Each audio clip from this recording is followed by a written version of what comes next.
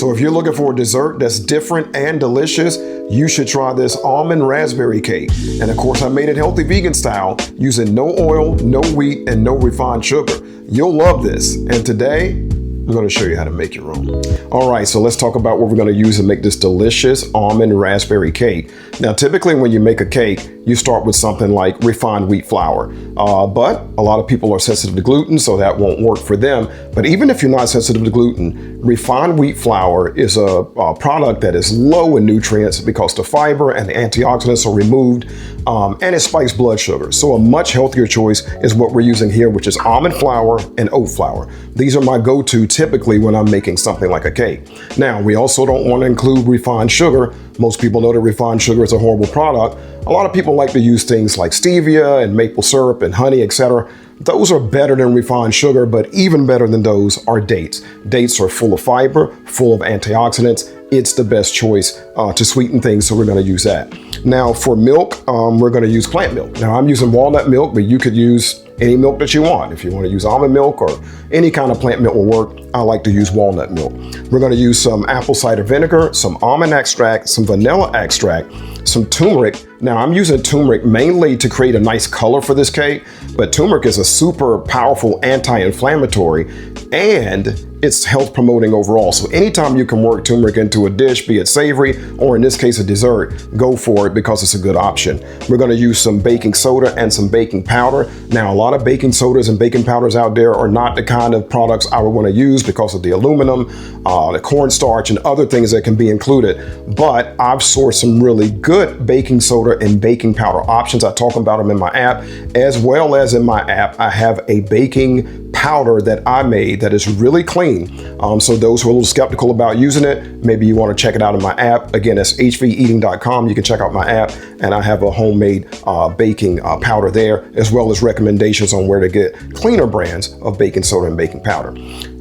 And of course, we're going to use some fresh raspberries because this is an almond raspberry cake. So we're going to use fresh raspberry. Berries are great. And by the way, when you combine berries with high glycemic foods, not that any of these are, but just in general, they help to curtail your blood sugar so it doesn't spike as high as it would if you didn't have the berries. So I like to add berries to pretty much everything, and I eat them every day. So these are the ingredients we're going to use. Now, you may be thinking, well, where's the oil? What are we going to use to replace the oil?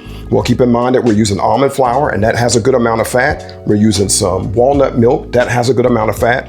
And then the dates are going to add moisture. So this cake is going to be light and moist. It's going to be moist because of the fat and the dates. It's going to be light because we're going to be using the baking soda and baking powder in combination with the apple cider vinegar. You're going to love this cake. You're going to see it's going to be beautiful and it's going to taste great. Let's start putting it together.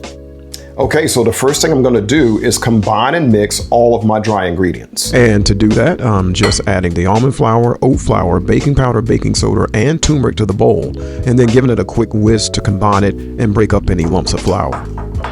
All right, so I've got my dry ingredients mixed up and set aside. Now I'm going to mix my wet ingredients, but to do that, I'm going to put them in the blender to get them blended nice and smooth.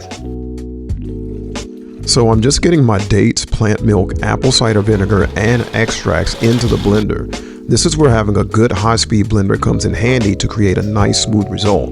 Now, once I have the wet mixture nice and smooth, I'm going to add it to my dry mixture and mix. Then I'm folding in the fresh raspberries, getting the batter into my parchment lined pan, and smoothing over the top. If you're enjoying this video, please like and subscribe below.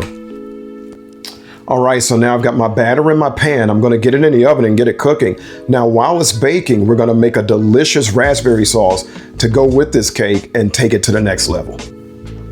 All right, so we got our cake baking in the oven. Let's talk about what we're going to use to make this delicious raspberry sauce. We're going to start with some frozen raspberries. Now, by all means, you could use fresh for this step, but I decided to use frozen, so that's what I'm going with today. Going to throw in a couple of dates and some vanilla extract. Now, we're going to get these in a pot and boil them down and then go to our next step. If you decide to use fresh raspberries for this step, then you'll need to add about a quarter cup of water when cooking the raspberries down.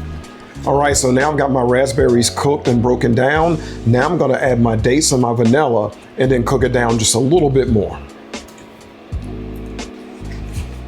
All right, so we have our cake out of the oven. It's looking great. I'm putting it here still in the pan to cool for about 20 minutes. Then I'm going to remove the pan and just let it cool further until it's completely cool. All right, so now I've got my raspberries cooked down. Now I'm going to let them cool just a little bit, and then I'm going to get them into my blender so I can blend it and make it nice and smooth. Raspberries have little bitty seeds, and there could be some chunks of dates in there, even though we cooked it pretty well. And it's nice to get it into the blender to get it really smooth. Now I said I'm going to let it cool down a little bit. I'm using a stainless steel container to do my blending. If you're using plastic, you probably want to let it completely cool because heat can cause plastic to leach chemicals into your food, which is not a good thing, obviously. But since I'm using stainless steel, don't have to worry about that. Still gonna let it cool a little bit. Then we'll transfer, blend, and go to the next step. All right, so I'm carefully transferring my raspberry mixture to my blender and blending to get it nice and smooth.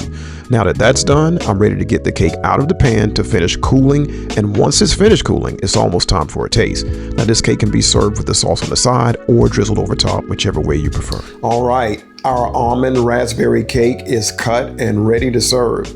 I put a little extra raspberry sauce and some fresh raspberries to go along with it, and I can't wait to taste it for you, of course.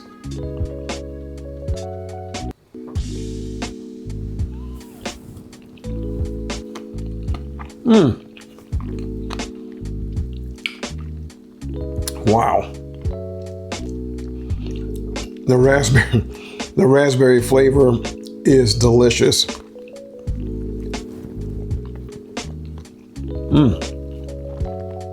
If you're a fan of almond flavor and raspberries, you will love this combination. So good. You got to make this one.